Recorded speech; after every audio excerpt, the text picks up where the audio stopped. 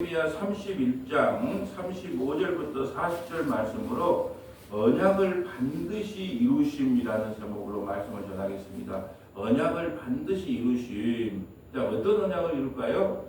우리가 저번 주 토요일 날 봤던 토요일 아침 예배에 봤던 새 언약을 반드시 이룬다. 그래서 언약을 반드시 이루심이고요. 주제 구절이 35절입니다. 35절에다 별표를 치시면 됩니다. 여호와께서 이와 같이 말씀하시니라. 그는 해를 낮으로 빛으로 주셨고 달과 별들의 밤의 빛으로 정하셨고. 천지 창조를 지금 설명하면서 천지 만물을 창조하신 하나님이 어떻게 약속을 지키지 않겠느냐라는 것을 지금 우리에게 설명하고 있는 거죠. 하나님의 약속은 반드시 지금 이루어진다. 그 말을 하고 있어요.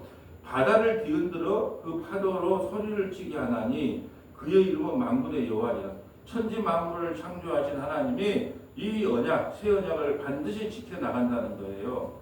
왜 새 언약이 필요하냐? 우리 인간이 율법을 주었지만 율법을 지킬 능력이 우리에게 없다고 그랬어요.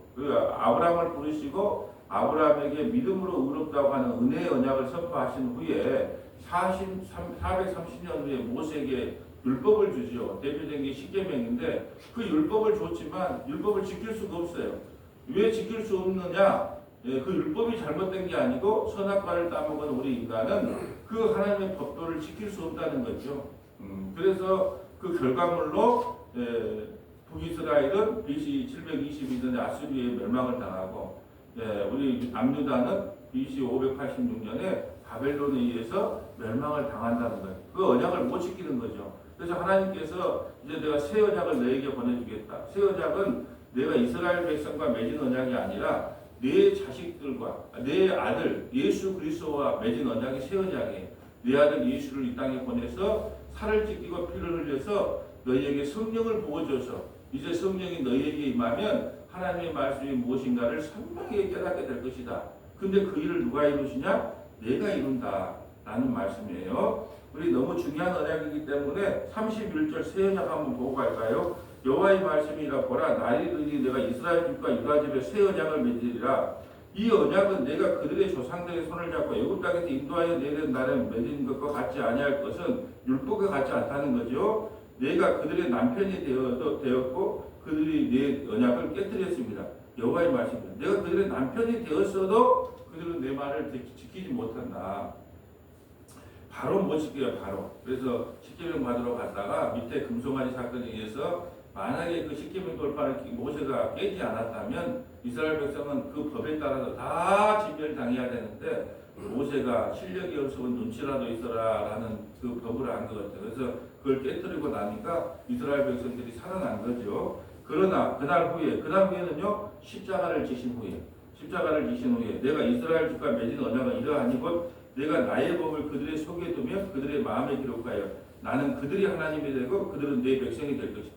옛 언약이나 새 언약이나 하나님의 목표지는 같다 그랬어요. 방향은 같아요. 일치해요. 어디냐? 나는 그들의 하나님이 되고 그들은 내 백성이 될 것이라 여호와의 말씀입니다. 이게 바로 언약의 목표점이에요.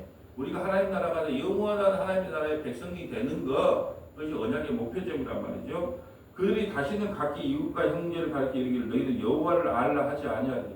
이제 여호와를 알라고 할 필요가 없어요. 성령이 임하면 하나님의 말씀을 깨닫게 됩니다. 알게 됩니다. 그러니까 힘써 여호와를 알라고 말 안 해도 성령이 임하면 그것이 다른 예수, 다른 복음, 다른 영인지 아니면 진짜 복음인지. 복음은요 썩지 않고 영원한 게 복음이거든요. 그러면은 썩지 않고 영원한 걸 전하면 복음을 전하는구나 그래야 될 거고, 강대상에서 썩어질 것, 이 세상에 썩어지고 없어질 것이 하나님의 복이라고 전하는 것은 가짜 복음이죠. 근데 그걸 좋아하면은 아직도 뭐가 임하지 않았다. 성령이 임하지 않았기 때문에 아직 모르는 거예요. 그러면 우리는 이렇게 위로를 삼아요. 그 많은 교회가 그러면 그 말씀을 아멘으로 받으면 성령이 임하지 않았단 말인가? 이렇게 할 수 있어요. 숫자가 문제가 아니고 그 말씀이 뭔지를 모르고 썩어지고 없어지고 제가 이야기한 게 아니고 성경이 복음을 어떻게 정의했느냐 하면 썩어지고 없어질 거라 없어지지 아니하는 게 복음이라 그랬어요.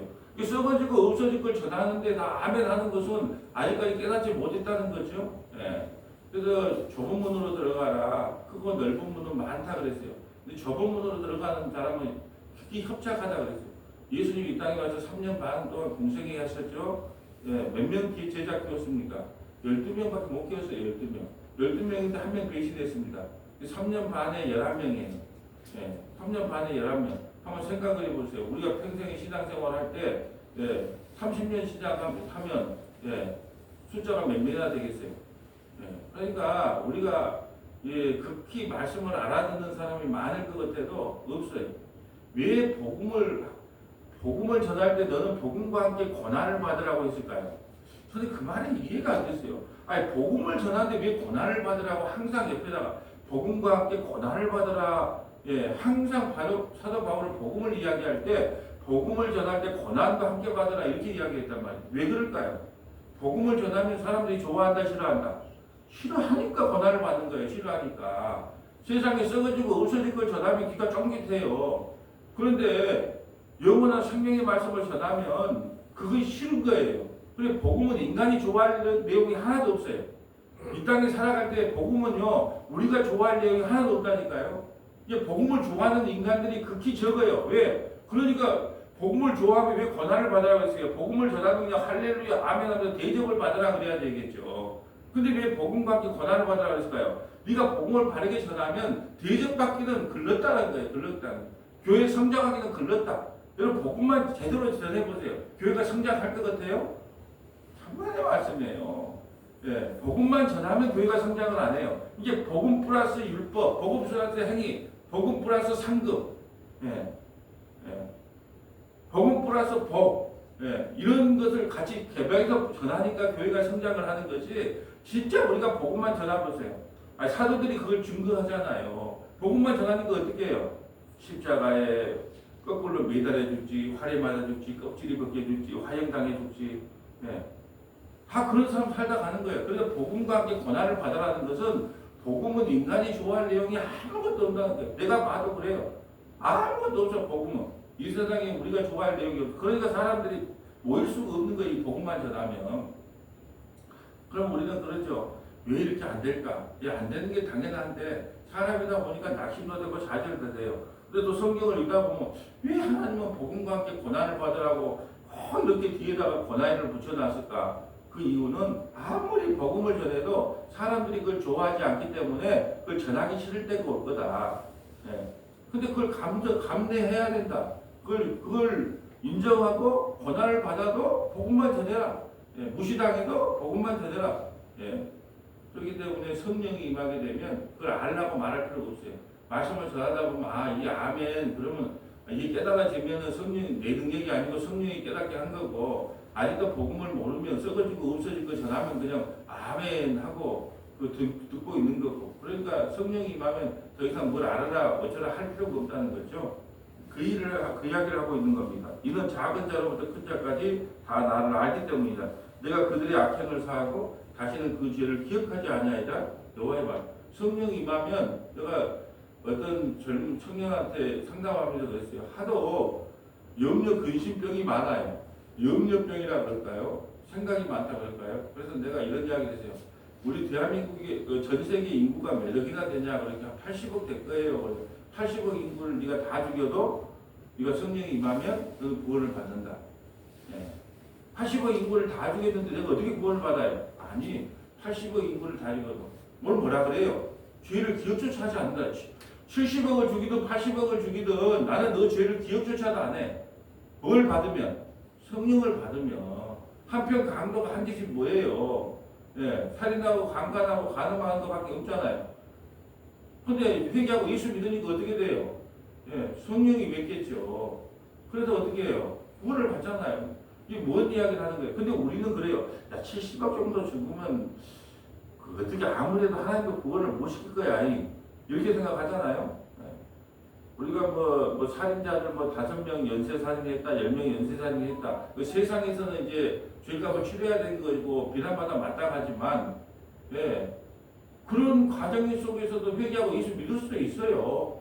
그 누구도 할 수가 없다는 거죠.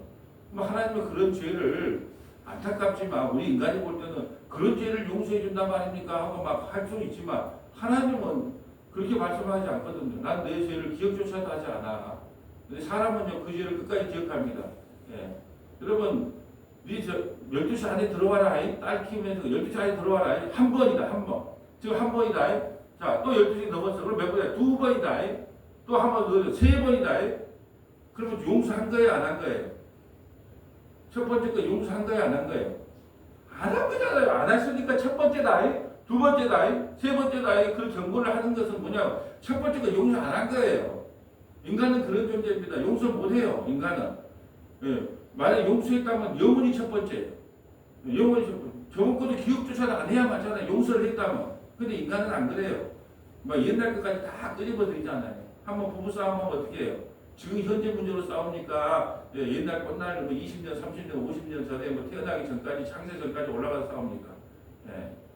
예, 있는 현장 갖고 싸우지는 않아요. 인간은요, 그걸 잊지를 않아요. 끝까지 기억하고 또 되풀이하고 되풀이합니다. 하나님은 달라요. 다시는 그 죄를 기억조차도 하지 않겠다. 이게 중요한 건 뭐예요? 가장 좋은 게 뭡니까? 성령을 받았냐 안 받았냐는 거예요. 그러면서 35절은 이제 천지 창조를 통하여 내가 세워야 될 약속을 반드시 이루어나가겠다는 것을 말씀하고 계십니다. 자, 여호와께서 이와 같이 말씀하셨느니라. 그는 해를 낮으로 빛으로 주셨고 달과 별들의 밤의 빛으로 정하였고 바다를 뒤흔들어 그 파도 소리를 치게 하다니 그의 이름은 만군의 여호와니요. 여러분 파도 소리에 하면 얼마나 기분이 좋아지잖아요. 예, 왜 밖에서 한번 이제 캠핑카를 하고 싶냐? 예, 바다에 가서 자다가 바다 이렇게 문을 열면은 파도 소리가 쫙 들리면 어떻게 해요? 마음이 편안해지잖아요. 산속에 있으면 어떻게 돼요? 아침에 새소리가 들으면 마음이 안정이 있잖아요. 하나님이 만든 거 다 좋아요. 예. 그러니까 돌산 저 옆에다가 전부 다 펜션 막 지어가지고 예, 좀 요즘 석화도 제대로 못 묵잖아요. 예. 오염이 많이 돼가지고 그런 현실이 있잖아요. 하나님이 주신 건 다 좋은 거예요. 바다를 봐도 좋고 산을 봐도 좋고. 예. 하나님께서 천지 만물을 창조하셨는데 이 새 언약을 안 지키겠느냐? 다른 말로 할까요? 여러분이 어떤 죄를 지었다도 그 죄를 용서 못 하겠느냐? 예, 그 말씀하고 계셔요.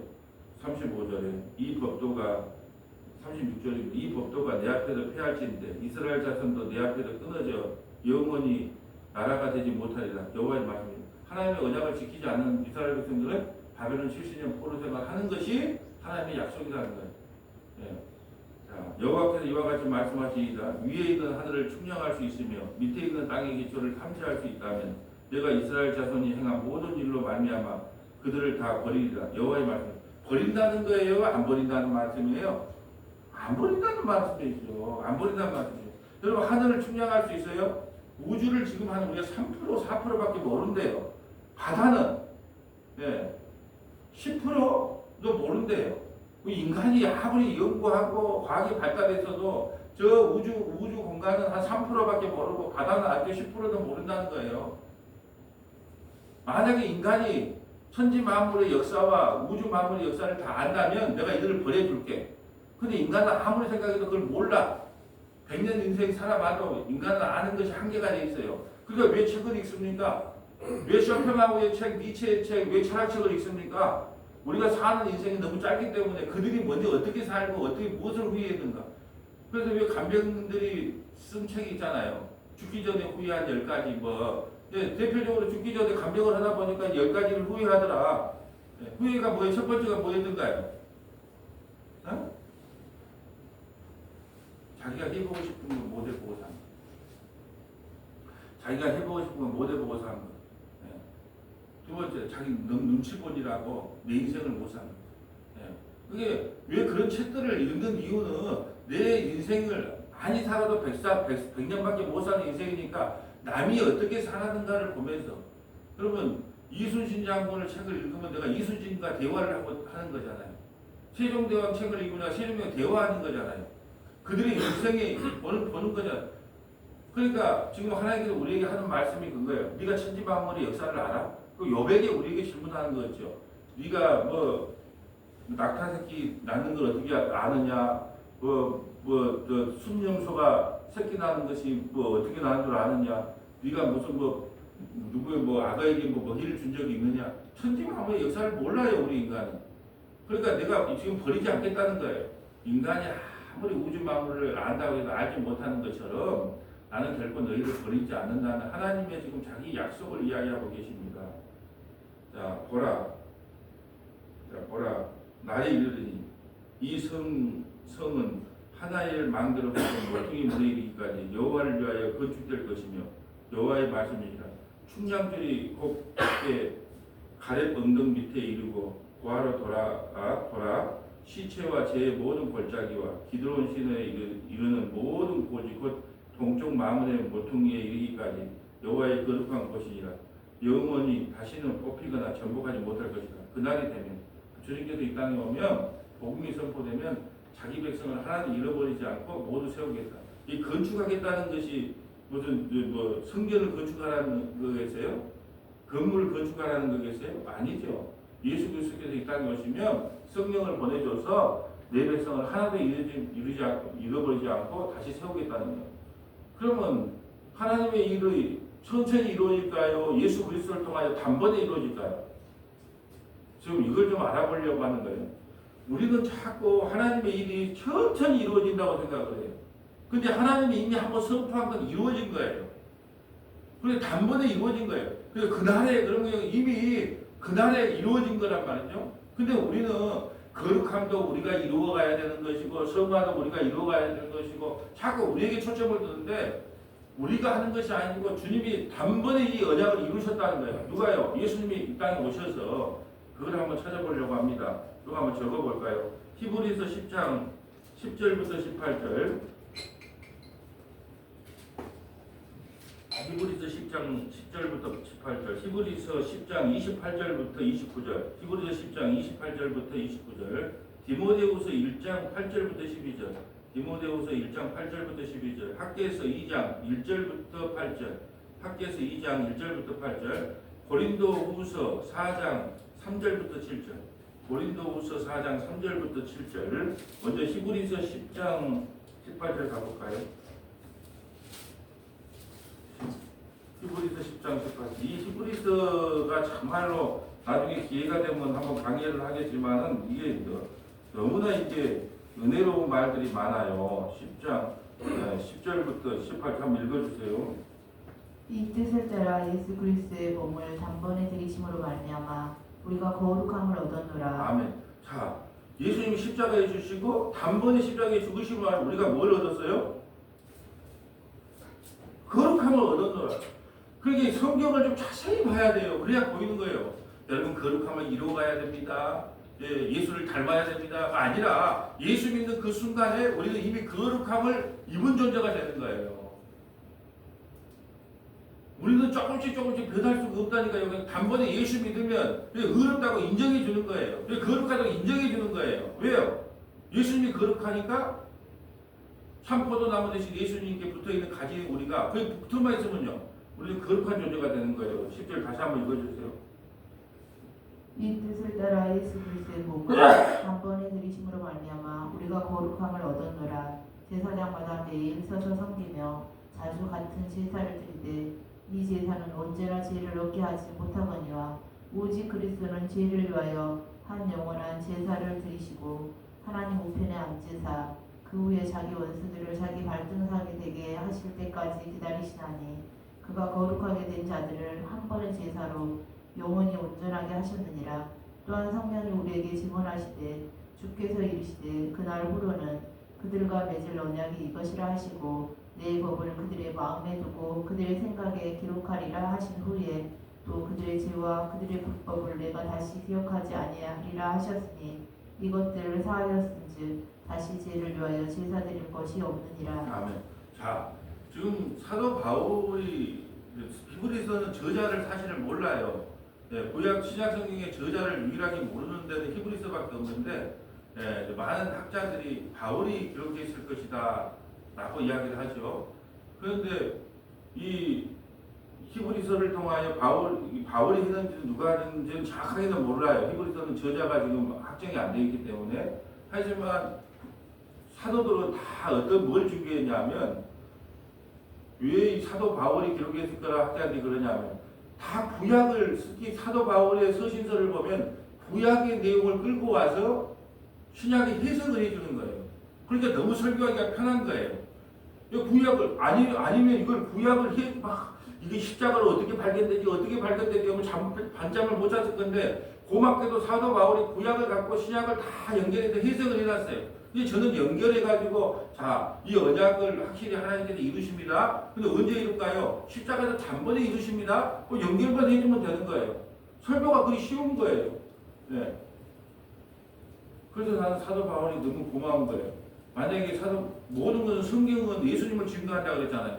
만약에 사도 바울이 이걸 증거 안 했으면 도대체 여기서 어떻게 예수님을 발견하란 말인가 하고 정말로 힘들었을 건데 사도 바울은 너무 친절해.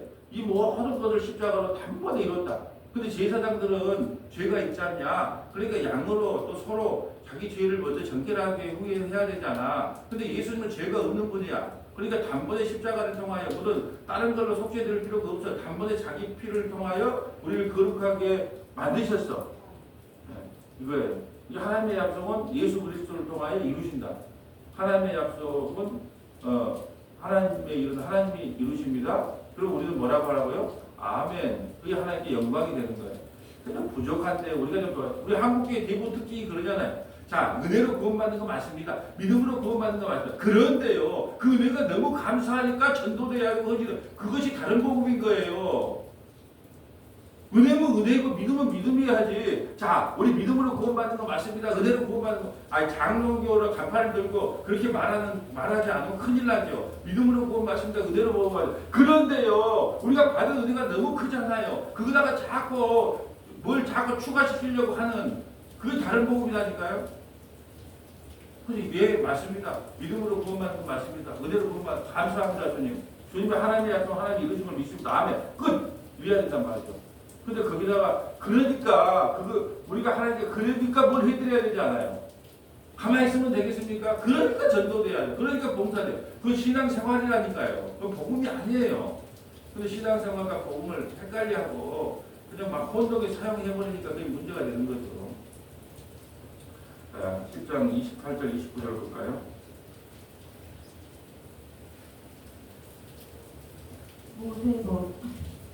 모세의 법을 폐한 자도 두세 증인으로 말미암아 불쌍히 여김을 받지 못하고 죽었거든. 자, 율법을 어겨도 하나님께서 징계합니다.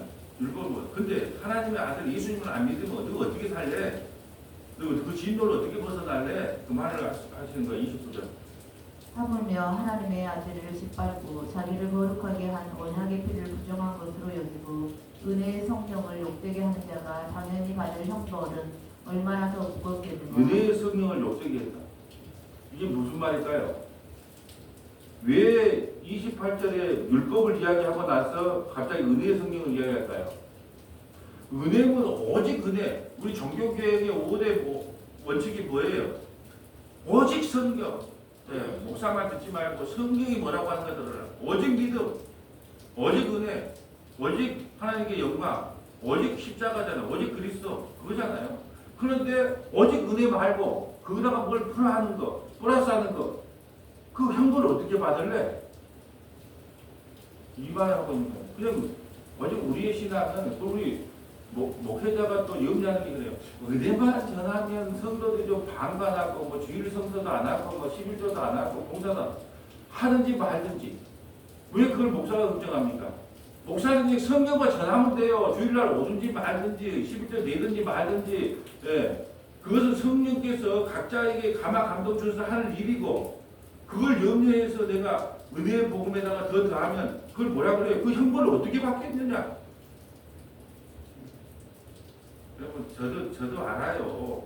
내가 그런 걸 강조를 안 하니까 나태해져 가지고 주일 성서도 무시하고 뭐도 무시하고 막 그런 거 내가 왜 모르겠어요.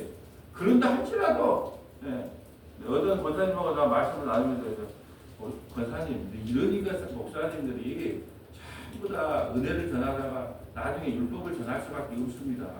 율법을 전하면 무서워하거든요. 그거 안 지키면 찝찝해하거든요. 근데 오직 은혜입니다. 오직 믿음이다 하면 나태해지는 게 그럼에도 불구하고 그거와 싸우는 겁니다. 그런다 할지라도 주일 성서 안 지킨다 할지라도 그 성령께서 각자 감화 감동을 주셔서 마음을 하는 것이지 내가 할 수 있는 일이 아닙니다. 나는 율법 외에 은혜 외에 오직 믿음 오직 은혜 외에는 더 이상 전할 것이 없습니다. 그 말이에요. 은혜의 성령을 욕되게 하는 자가 당연히 받을 형벌이 얼마나 더 무섭겠느냐. 하나님의 약속을 하나님이 이루십니다. 그 외에 더 추가하지 말라는 거예요. 그러므로 받은 은혜가 너무 많음으로 전도하고 헌신하고 봉사하고 맞는 말 같죠? 그것이 신율법주의가 되는 겁니다. 그냥 오직 은혜면 은혜예요. 오직 믿음이면 믿음입니다. 자, 디모데후서 1장 8절 가볼까요? 디모데후서 1장 8절. 디모데후서는 사도 바울이 디모데 자기 목사에게, 자기 제자 목사에게 편지하는 내용입니다. 디모데후서 1장 8절. 죽기 전에 적은 거예요. 1장 8절. 그러므로 너는 내가 우리 주를 증언한가 또는 주를 위하여 갇힌 자 된 나를 부끄러워하지 말고 오직 하나님의 능력을 따라 복음과 함께 고난을 받으라. 복음과 함께 고난을 받으라. 자기 제자 목사인 디모데에게 고난과 함께 복음과 함께 고난을 받으라 그랬어요. 복음을 전하면은 나 너무 기쁘다, 너무 감사가 아니에요. 다 그런 거 좀 이상한데, 오직 그대 오직 믿음을 전하기 좀 이상한데, 나는 그렇게 배운 적이 없는데, 그러면서 오늘 복음만 전한다면 공격을 합니다. 그렇게 되면 복음과 함께 고난을 받으라는 말은 이 복음을 좋아하는 사람이 없다는 뜻이에요. 여러분도 생각을 좀 해보세요. 자, 오직 은혜로 구원받습니다. 맞습니다. 그런데 하나님께서 여러분이 은혜를 베풀어 주니까 여러분 가만히 있으랍니까? 가만히 있으랍니까? 그러면 하나님께 보답을 뭘로 할 겁니까? 막 하면 맞는 말처럼 보이죠? 뭘 보답으로 자꾸 나가려고 한다니까요? 그 감사로 나가는 게 아니라 뭘 보답하려고 그래요. 그걸 죄라 그럽니다. 인간이 뭘 하나님께 보답을 합니까? 그러니까 복음만 전하면 열심히 없어지고 교회 성장도 없어지는 것이 맞아요. 자, 9절. 하나님이 우리를 구원하사 거룩하신 소명으로 부르심은 우리 행위대로 하심이 아니요 오직 자기의 뜻과 영원 전부터 그리스도 예수 안에서 우리에게 주신 은혜대로 하심이라. 이제는 우리 구주 그리스도 예수의 나타나심으로 말미암아 나타났으니 그는 사망을 패하시고 복음으로써 생명과 썩지 아니할 것을 드러내신지라. 복음은 생명과 썩지 아니할 것을 전하는 것. 이 강대상에서 곧 없어질 것, 50년 안에 없어질 걸 전하는 것, 그걸 복이라고 전하면 그건 다 가짜입니다. 복음은 없어지지 않아요. 영원한 것을 복음이라 그래요. 그것만 전하는 거예요. 영원한 게 뭐밖에 없어요. 예수님밖에 없으니까 만날 우리 교회는 아침에도 예수, 오후에도 예수, 저녁에도 예수, 죽어도 예수, 살아도 예수, 물에 빠져도 예수, 산에 올라가도 예수만 부르는 거예요. 복음이라는 건 썩지 않는 거예요. 11절에 내가 이 복음을 위하여 선포자와 교사로 세우심을 입었나. 난 교사예요, 교사. 썩지 않은 걸 전하는 거예요. 근데 썩지 않은 걸 전하면 좋아한다, 싫어한다? 안 좋아해요. 어떤 걸 좋아해요? 우리 권사님이 이번에 투자를 했는데 잘 됐는데 왜 그럴까요? 여러분 한번 생각해 보세요. 우리 권사님이 교회밖에 모르잖아요. 11조 빼본 거 봤습니까? 눈투자 받아 교회밖에 모르잖아요. 그러니까 복을 받는 거예요. 할렐루야. 그럼 전부 은혜 받아요. 그럼 나도 어떻게 해야 되겠다? 나도 저 권사님처럼 열심히 교회밖에 모르고 열심히 이제 허지 중성 봉사하고 11조로 잘해서 나도 복 받아야겠다. 탐심을 자극하는 겁니다. 우상 숭배를 하라고 그 강대상에서 설명하는 거예요. 우상 숭배 잘하면 복을 받습니다라고 설명하는 거예요. 그러니까 답답하죠. 저도 이런 복음 전하기 싫어요, 정말. 낙심과 좌절이 찾아와요. 맨날 전해봤자 뭐 알아보는 사람은 뱃사람 먹고, 교회는 성장이 안 하고 누가 이걸 좋아하겠습니까? 근데 사도 바울이 나한테 전하고 왔다 그런 거예요. 복음과 함께 뭘 받아라? 고난을 받아라. 그게 당연한 거다. 당연한 거. 왜 흔들리냐? 또 왜 흔들려? 왜 율법을 전하고 싶냐? 왜 세상 복을 전하고 싶냐? 또 편지에 이게 편지 나에게 사도 바울이 나에게 편지를 썼다니까요. 어젯밤에 급하게 편지를 썼어요. 하나님 이게 맞습니까? 복음만 전하는 게 교회가 이 꼬라지가 이게 맞습니까? 그러니까 낙심하고 있으니까 뭐라고 사도 바울이 편지를 보냈냐? 복음과 함께 고난을 받는 게 당연한데 또 어디 뭔 헛소리를 하냐? 이 편지를 자주 읽어보면 흔들림이 좀 덜하죠. 저도 흔들리고 여러분도 흔들리면서 잘하는 것이 신앙입니다. 흔들리지 어떻게 영원한 세상을 추구하면서 삶에서 흔들리지 않는다는 게 거짓말이죠. 통장에 돈이 있으면 흔들리는 않죠. 왜? 눈에 보이는 거니까. 눈에 보이지 않는 세상을 향해서 가는데 흔들리지 않고 신앙생활을 지키고 간다고요? 택도 없는 소리예요. 흔들리면서 갑니다. 흔들리면서. 근데 흔들흔들할 때요. 풀 냄새가 더 이뻐. 뭐 많이 나는 거 아세요? 가만히 있는 풀보다 흔들흔들 거리는 풀 냄새가 더 이뻐요. 예, 꽃의 향기도 마찬가지. 가만히 있는 꽃보다 바람에 흔들리는 꽃 향기가 멀리 날아갑니다. 학계에서 2장 가볼까요? 학계에서 2장. 학계에서는 스룹바벨 성전을 건축할 때 바벨 포로에서 돌아와서 스룹바벨 성전을 건축할 때 학계와 스가랴는 그 건축하기가 막 게으름을 피워요. 잘 안 하려 그래. 그러니까 학계가 스가랴가 이놈들아 정신 차리고 빨리 스룹바벨 성전을 지어야지 제 용상을 받을 거 아니냐. 그래서 막 성전 건축을 독려하는 내용이에요. 학계에서 2장 1절. 일곱째 달 곧 그 달 21일에 여호와의 말씀이 선지자 학개에게 임하니라 이르시되 너는 스알디엘의 아들 유다 총독 스룹바벨과 여호사닥의 아들 대제사장 여호수아와 남은 백성에게 말하여 이르라 내가 너희 가운데 남아있는 자 중에서 이 성전의 이전 영광을 본 자가 누구냐 이제 이것이 너희에게 어떻게 보이느냐 이것이 너희 눈에 보잘것 없지 아니하냐 그러나 여호와가 이르노라 스룹바벨아 스스로 굳세게 할지어다 여호사닥의 아들 대제사장 여호수아야 스스로 굳세게 할지어다 여호와의 말이니라 이 땅 모든 백성아 스스로 굳세게 하여 일할지어다 내가 너희와 함께 하노라 만군의 여호와의 말이니라 너희가 애굽에서 나올 때에 내가 너희와 언약한 말과 나의 영이 계속하여 너희 가운데 머물러 있나니 너희는 두려워하지 말지어다 만군의 여호와가 이같이 말하노라 조금 있으면 내가 하늘과 땅과 바다와 육지를 진동시킬 것이요 또한 모든 나라를 진동시킬 것이며 모든 나라의 보배가 이르리니 내가 이 성전에 영광이 충만하게 하리라 만군의 여호와의 말이니라. 자, 보배가 이른다는 거예요. 보배가 누굴까요? 성전을 건축한다는 의미예요. 예수님을 이야기하는 겁니까? 그러니까 우리가 이걸 알아야 내 안에 보배가 있는 거예요. 보배가 이르리니 내가 이 성전의 영광을 충만하게 하리라. 우리가 성전이잖아요. 누가 임하면?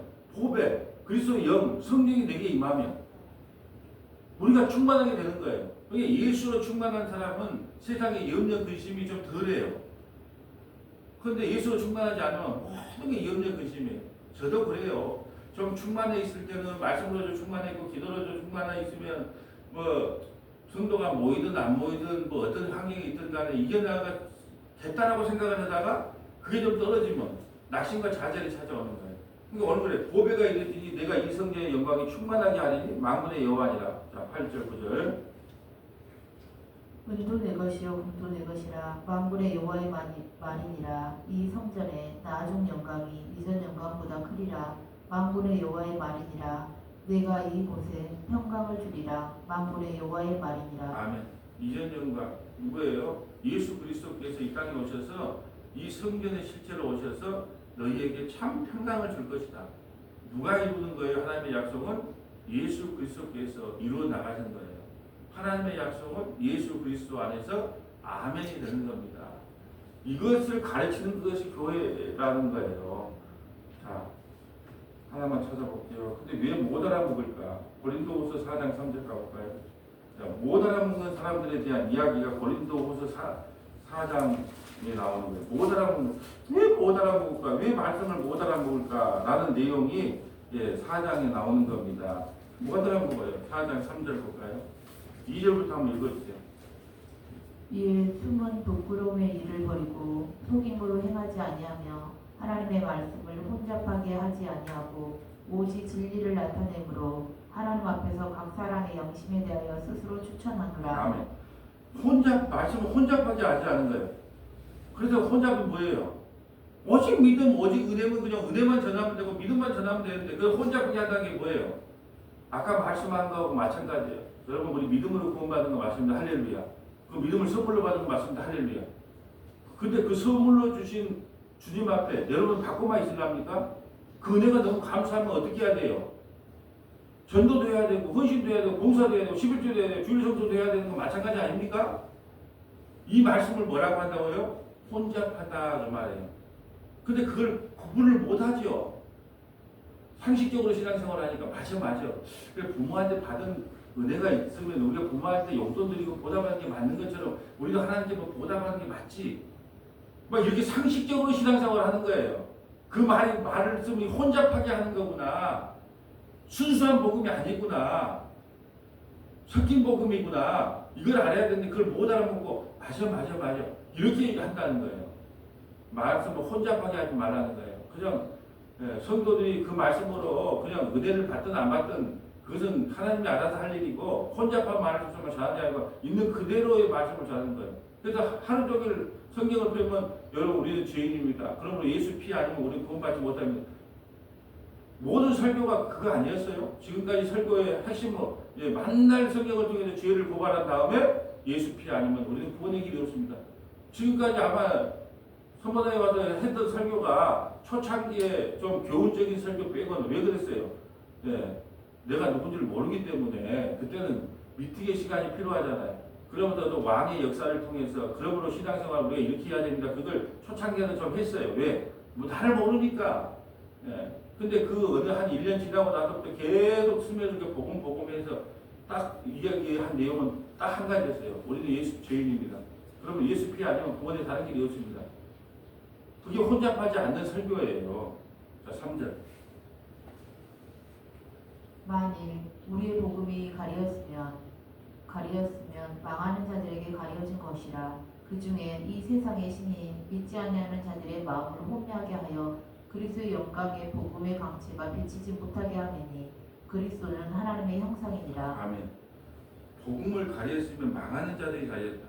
여러분 지금 여러분이 아침마다 와서 이 말씀을 듣다가 이제 그 기독교 방송을 틀어서 이제 설교를 들으면 어떤 느낌이 들어요? 옛날하고 느낌이 달라 보이는 거예요. 그만큼 귀가 열어졌다는 거예요. 아, 저거 복음 아니구나. 정죄하고 비판하다는 말이 아니에요. 구별은 할 줄 알아야죠. 구별을, 아, 저거 복음 아니구나. 정죄하고 비판을 하고 이 말씀 하는 게 아니라 최소한 구분할 줄 알아요. 아, 이게 지금 다른 복음, 다른 데서 다른 영을 전하는구나. 근데 저 수많은 사람들이 아멘 하고 있네. 라고 하고 구별할 정도는 알아야 된다라는 거예요. 남이 우리 신앙을 지켜주는 게 아니잖아. 내 신앙은 내가 지키는 것이지 남이 지켜줄 수 없잖아요. 자, 7절, 8절 한번 읽어주고 마실까요? 우리가 이 보배를 즐글스레 가졌으니 이는 심히 큰 능력은 하나님께 있고 우리에게 있지 아니함을 알게 하려 함이라. 아까 그 보배가 누구예요? 보배가 우리 안에 있대요. 근데 구약과 신약을 이렇게 연결하면 답이 나오네. 아까 그 보배가 있으면 우리가 너에게 화평을 주겠다, 평화를 주겠다, 구원을 주겠다 그랬잖아요. 그 보배가 누구예요? 예수님이다, 예수님. 구약과 신약이 이렇게 연결되는 거예요. 그냥 보배를 우리 마음에 있으니까 큰 능력이 하나님께 있고 우리에게 있지 아니함이라. 보배를 우리가 가지면 어떤 현상이 일어나냐? 8절. 우리가 사방으로 우겨싸움을 당하여도 쌓이지 아니하며 답답한 일을 당하여도 낙심하지 아니하며 박해를 받아도 버림받지 아니하며 거꾸리짐을 당하여도 망하지 아니하고 우리가 항상 예수의 죽음을 몸에 짊어지면 예수의 생명이 또한 우리 몸에 나타나게 하려 함이라. 아멘. 보배가 우리 안에 있다는 거예요. 자, 이제 말씀을 정리합니다. 하나님의 언약은 반드시 이루어집니다. 누구를 통하여? 예수님을 통하여. 나를 통하여 이루어지는 게 아니에요. 이게 나에 대한 기대를 너무 하지 마세요. 예수님에 대한 기대만 하세요. 예수님이 나 같은 죄인을 구원하여 주셨구나. 그리고 보배가 내 안에 있구나. 그 보배가 뭐 그리스도의 영 성령이 내 안에 있어요. 이게 우리가 이 세상에 좀 거꾸로팀을 당하죠. 비난도 당하죠. 교회 한 지가 얼마나 됐는데 그렇게 그 재정이 그 모양이야. 교회 한 지가 얼마 전에 사람이 그거밖에 없어. 별 이야기를 다 듣겠죠. 복음만 전하는 교회가 왜 그래? 그런 이야기 듣겠죠. 그러나 거꾸로 틈을 다하고 넘어짐을 다해도 우리는 쓰러지지 않아요. 왜? 보배가 우리 안에 있기 때문에. 하나님의 약속을 하나님이 이루신다는 그 은혜가 저와 여러분에게 충만하게 넘치시기를 주님의 이름으로 소원합니다. 아버지 하나님 감사합니다. 하나님의 약속은 하나님이 이루신다는 사실을 알게 하시니 감사드립니다. 보배가 우리 속에 있습니다. 그럼에도 불구하고 우리는 늘 세상으로부터 넘어지고 거꾸로짐을 당합니다. 그런다 할지라도 하나님께서는 반드시 7번 넘어지면 8번 일어나는 은혜를 우리에게 베풀어 주실 줄 믿고 감사드립니다. 우리 구주 예수님 이름으로 기도합니다.